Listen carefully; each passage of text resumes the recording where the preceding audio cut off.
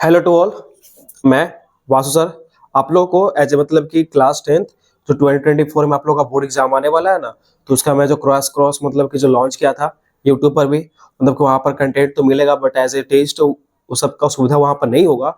लेकिन हम लोग का खुद का एक एप्लीकेशन था जहाँ पर आप टेस्ट भी दे सकते हैं, पीडीएफ भी प्राप्त कर सकते हैं और नोट्स भी प्राप्त कर सकते हैं।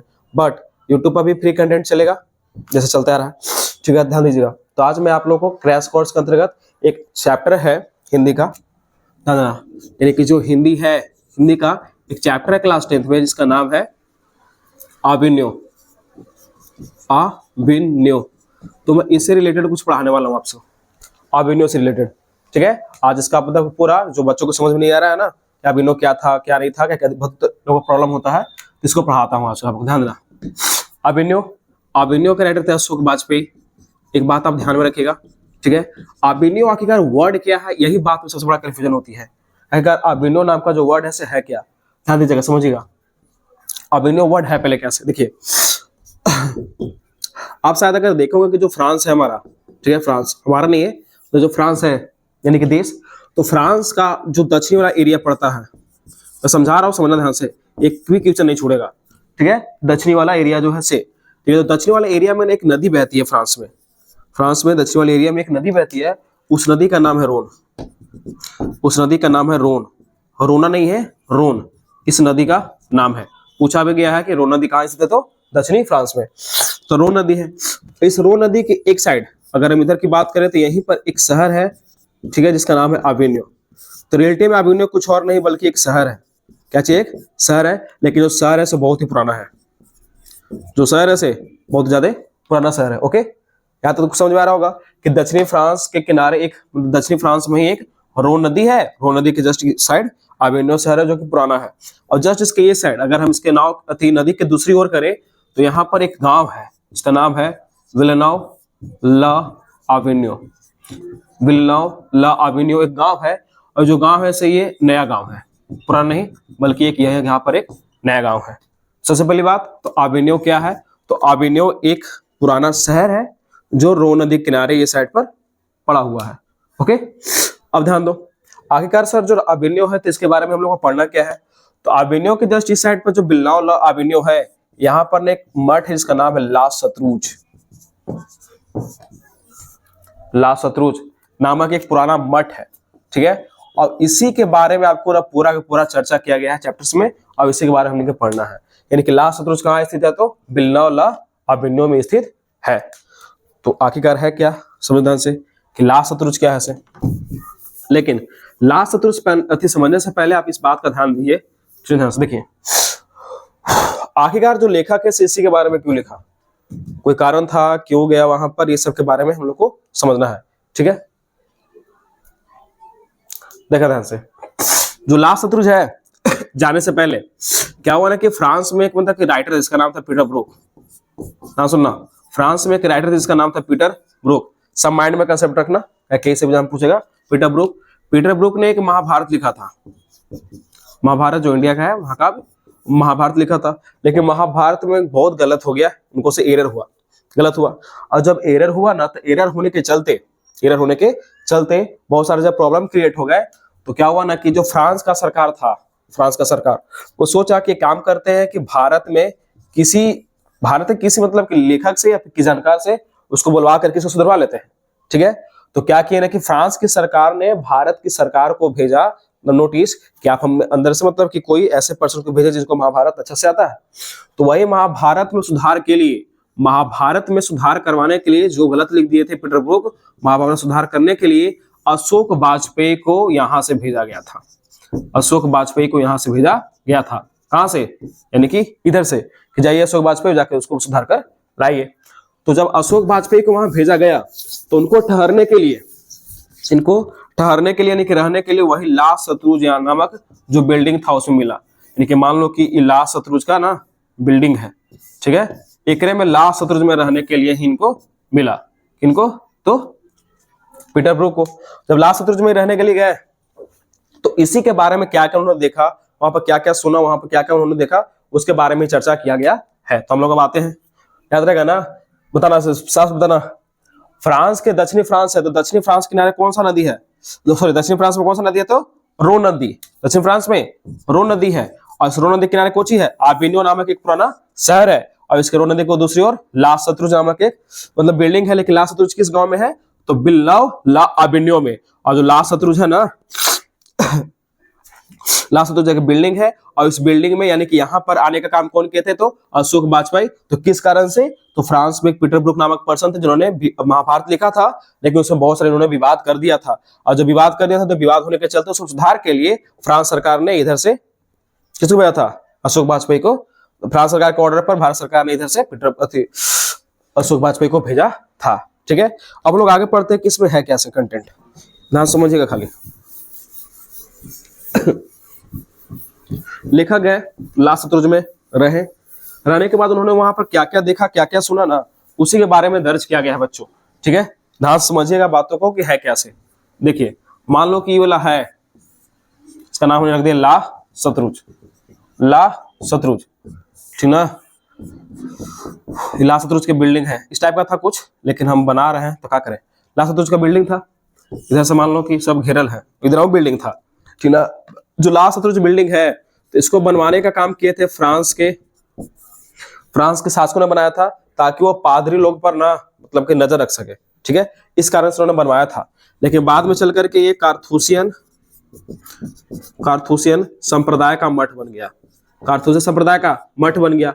लेकिन जब फ्रांस में तो नहीं पढ़ा होगा, फ्रांस क्रांति टाइप का, जब फ्रांस क्रांति सब हुआ तो उसके बाद स्थानीय लोगों ने क्या किया कि इस पर कब्जा कर लिया।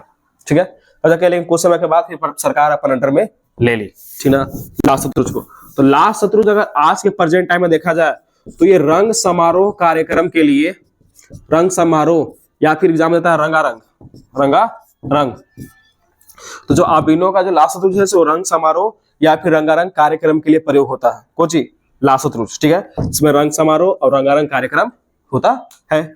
और यही रंग समारोह में के टाइम पर ही गए थे गर्मी के दिनों में, यानी गर्मी के दिनों में यहाँ पर ना रंग समारोह और रंगारंग कार्यक्रम होता है। एग्जाम में पूछा हुआ क्वेश्चन भी है। तो गए उस टाइम पर, लेखक यहाँ पहुंचे ना, तो वहां पर कुछ उन्होंने देखा ये कि यहाँ के जो कमरे हैं, मान लो कि इसके रूम में जितने भी कमरे होंगे वो सारे के सारे कमरे में 14वीं सदी के फर्नीचर लगे हुए थे बच्चे, यानी कि सब पुराने जमाना का, मॉडर्न कुछ नहीं। ठीक है, सब पुराने जमाने का लगा था, यानी कि 14वीं सदी के फर्नीचर लगे हुए थे।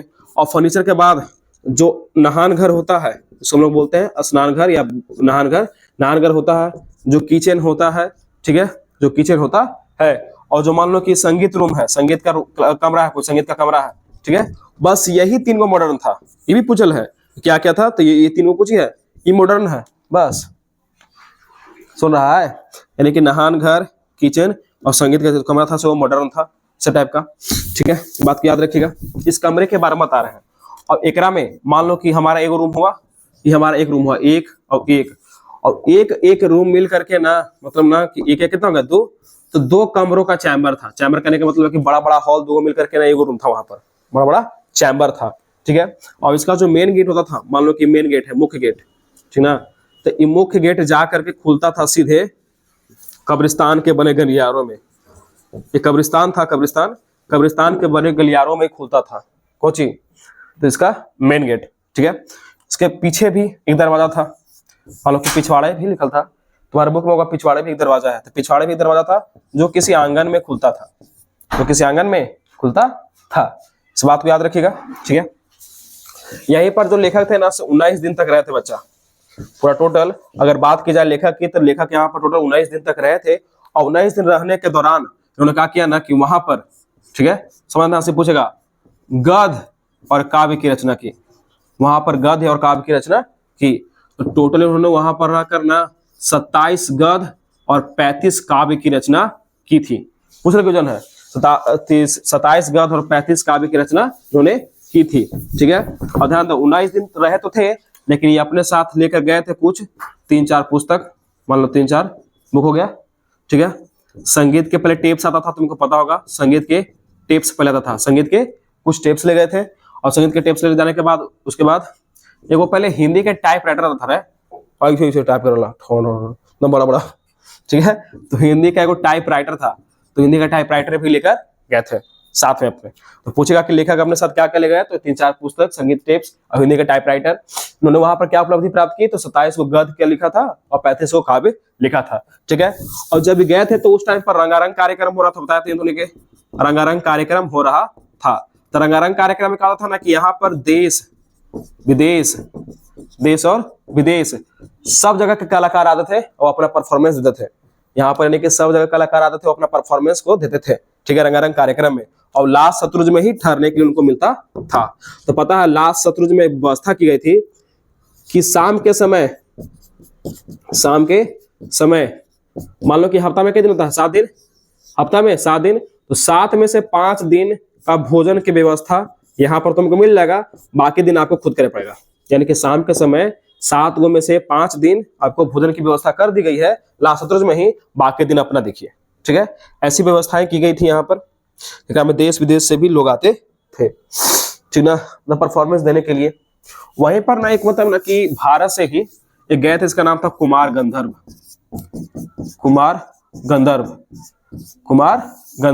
एक पर्सन थे, वो गए थे। कुमार गंधर्व मतलब कि कवि के रूप में है। और कहा हुआ कि वहां पर सिंगिंग किए थे, और सिंगिंग किए थे ना तो मतलब कि कविता गायन करना टाइप का, तो इन्होंने उनको बारे में सुना था, ठीक है। एक ऐसे बेसिक कुछ पूछेगा नहीं, एक ऐसे बेसिक अभिनयों के बारे में कुछ नहीं पूछेगा, लेकिन अभिनयों में कुछ और टॉपिक्स भी हैं, अभिनयों में कुछ और टॉपिक्स भी हैं। आपको शायद याद हो तो ठीक है, नहीं याद है तो ठीक नहीं है। देखिए कैसे अभिनयों में आप याद रखिएगा कि वो पिकासो नाम के ना पेंटर भी थे। इन्होंने कहा क्या ना कि एक पुस्तक लिखा था ल मादामोजेल द अभिनयो, एक पुस्तक है, ठीक है। उसके बाद रेने शो आंद्रे टाइप का एक कवि था, इन्होंने भी कहा अभिनयों के बारे में कुछ लिखा था। अभिनयों पर 30 गो पुस्तक की रचनाएं की थी। पिकासो ने ला मादामोजेल द अभिनयो नामक मतलब पुस्तक रचा था। अभिनयों पर रेने शो आंद्रे, इस सब पर्सन का नाम है, रेने शो आंद्रे, इस सब अभिनयों पर 30 गो पुस्तक लिखा था इन्होंने, ठीक है। इतना याद रखिएगा, एक से बेसी पूछेगा नहीं, ठीक है। लेकिन एक जस्ट बाद प्रतीक्षा करते हैं पत्थर, और नदी के किनारे भी नदी है, नदी के किनारे भी नदी है। 2 टॉपिक्स है उसमें, ठीक है, अभिनयों में। तो एक कविता है, थोड़ा सा एक पैराग्राफ है जो आप खुद से भी पढ़कर समझ सकते हैं, नॉर्मल है। प्रतीक्षा करते हैं पत्थर में बतलाया गया है कि जो पत्थर होता है ना वो कहीं एक जगह टिके हुए, मान लो कि पत्थर है तो एक जगह टिका हुआ क्या करता है, से पता नहीं किसी काल की या फिर किसी देवता का इंतजार कर रहा है अपने बारे में। धूप में बरसात में सह रहता है, फिर भी किसी न किसी देवता का शायद इंतजार करता होगा, इस टाइप का इसमें लिखा हुआ है। और नदी किनारे भी नदी है, ना समझिएगा, नदी किनारे भी नदी है कहने का मतलब है ना कि जब ये रोन नदी किनारे बैठने गए थे, ठीक है, तो तट हो गया, ये हो गया रोन नदी, ठीक ना। तो जब रोन नदी किनारे तट पर बैठे हुए थे ना, तो बैठने पर अचानक से इनको ऐसा फील होता है ना कि नदी की धाराएं हैं से रुकी हुई है और मैं खुद बह रहा हूँ, नदी की धाराएं बह रही है और मैं खुद रुका हुआ हूँ। तो इसलिए उन्होंने लिखा था नदी किनारे भी नदी है, ठीक है। यहाँ उन्होंने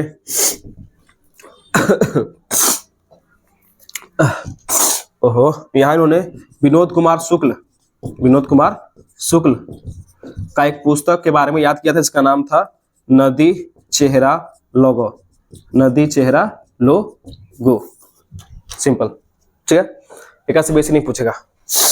आप एक बार इसका ऑब्जेक्टिव का पीडीएफ हमारे मतलब कि यूट्यूब चैनल पर से भी कंप्लीट कर सकते हैं। यूट्यूब पर जब करवाया जाएगा प्रैक्टिस क्लास में हिंदी का, तो आप वहां से भी कंप्लीट कर सकते हैं, ठीक है। आप मेरे साथ एक बार कैप कीजिएगा, बताइएगा, थोड़ा सा बताना जो पूछूंगा उसे, ना माइंड में जवाब देना ना स्पीड में, ठीक ना। रोन नदी कहाँ है, रोन नदी कहाँ है, जल्दी बता, ठीक है। पीटर ब्रुक ने क्या लिखा था जेकरा में विवाद हुआ, ठीक है। लेखक यानी कि अशोक वाजपेयी ने कितने गद्य रचा, अशोक वाजपेयी ने कितने गद्य रचा, जल्दी बताओ। लास्ट शत्रुंज जो है, लास्ट शत्रुंज कहाँ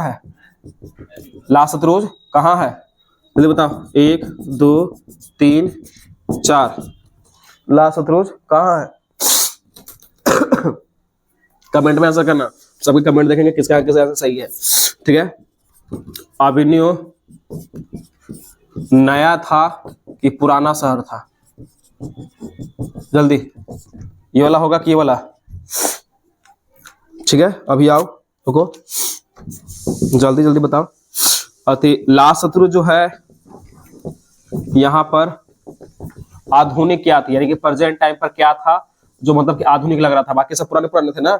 आधुनिक क्या था, जल्दी बताओ, जल्दी से जल्दी, इतना जल्दी से जल्दी करें आंसर सबमिशन करो तो। ठीक है, बाकी आप लोग अच्छा से मतलब कि नोट्स के साथ और पीडीएफ के साथ और क्लास नोट्स के साथ, ठीक है, और टेक्स्ट के साथ, टेस्ट ये सब के साथ अगर आप लोग क्रैश कोर्स ज्वाइन करना चाहते हैं ना, तो आप इस केटी स्टडी नामक यूट्यूब चैनल को सब्सक्राइब कीजिए। उसके अलावा आप इस केटी स्टडी यूट्यूब चैनल को ना गूगल प्ले स्टोर से भी डाउनलोड कर सकते हैं, और डाउनलोड करके आप वहां पर जस्ट ₹21 की हिस्सेदारी से आप लोग हमारे साथ तैयारी कर सकते हैं। ओके, तो बच्चों मिलते हैं नेक्स्ट क्लास में। नेक्स्ट क्लासरूम आप लोग क्या मिलेगा देखते हैं। ठीक है, चलो बाय।